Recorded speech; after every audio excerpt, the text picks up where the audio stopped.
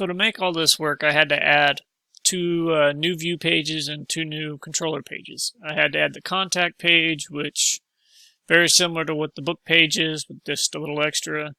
For me to actually be able to do the links that actually work, I had to add another library, which was a URL launcher to use this list of commands right here. I also had to add the well, I didn't actually need that, but this is how I handle the launching of the links over there. I can go ahead and show you. So I had to add this right here. Oops. Right below the one that we added earlier in the lecture.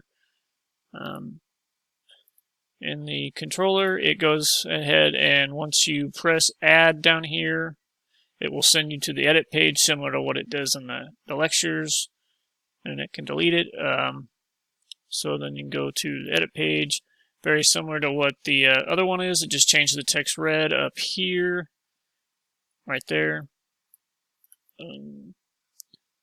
Same thing with the editing mode. And the controllers, pretty much all the same stuff as well.